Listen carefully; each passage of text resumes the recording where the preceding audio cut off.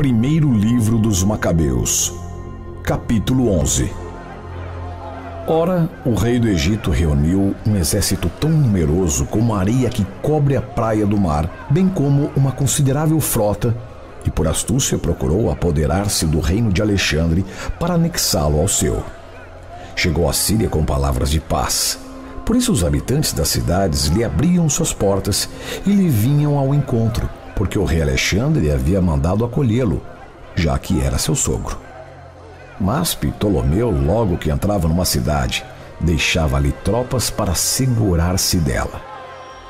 Quando se aproximou de Azote, mostraram-lhe o templo de Dagon, destruído pelo fogo.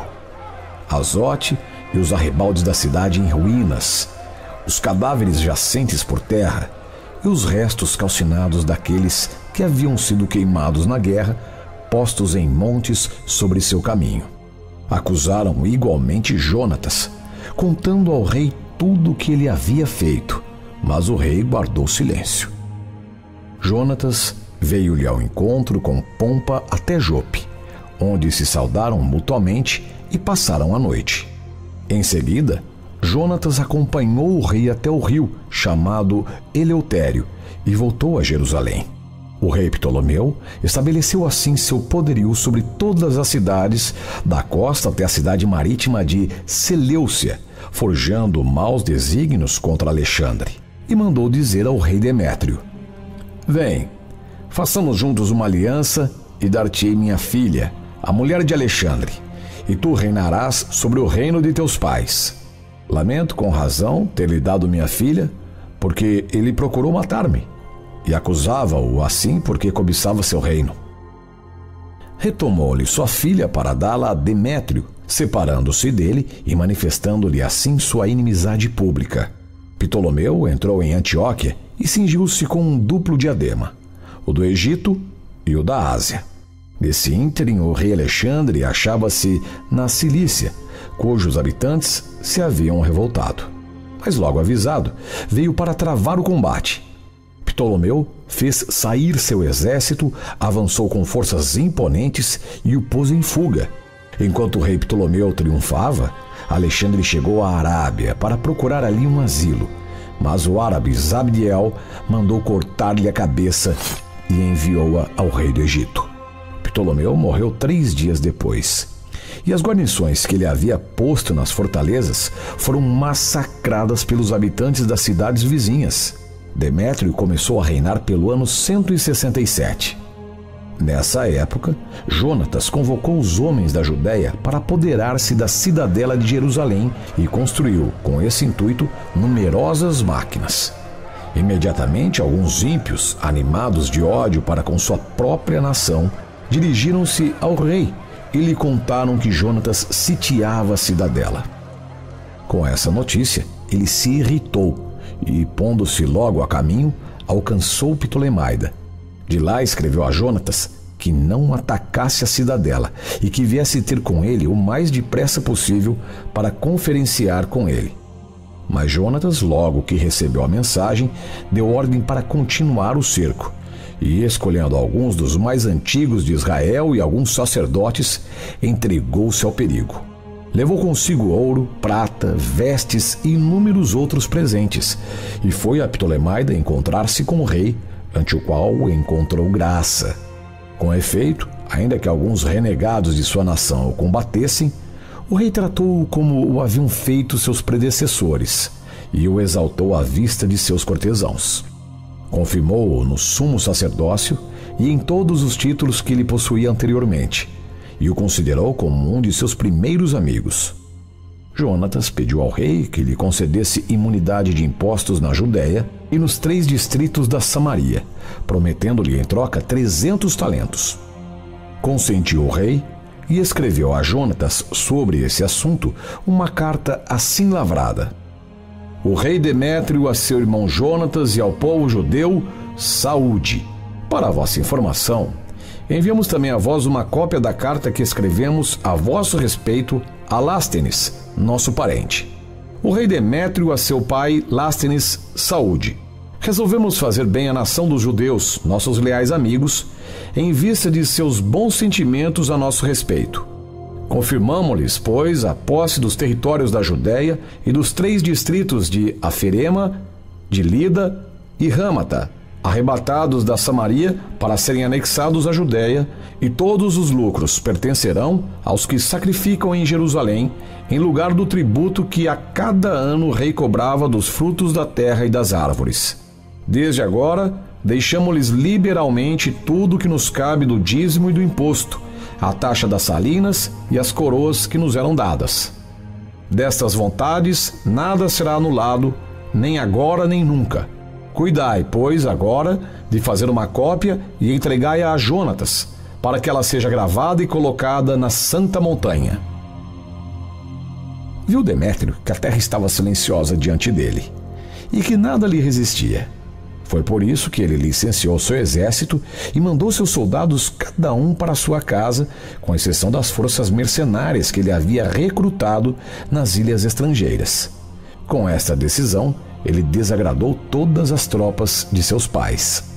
Todavia, Trifon, o antigo partidário de Alexandre, verificando que todo o exército murmurava contra Demétrio, foi procurar Imalcué, o árabe que educava Antíoco, o jovem filho de Alexandre.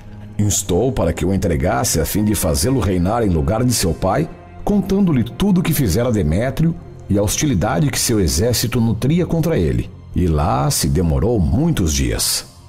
Nesse meio tempo, Jonatas mandou pedir ao rei Demétrio que tirasse as tropas que se achavam na cidadela e nas fortalezas, porque elas guerreavam contra Israel.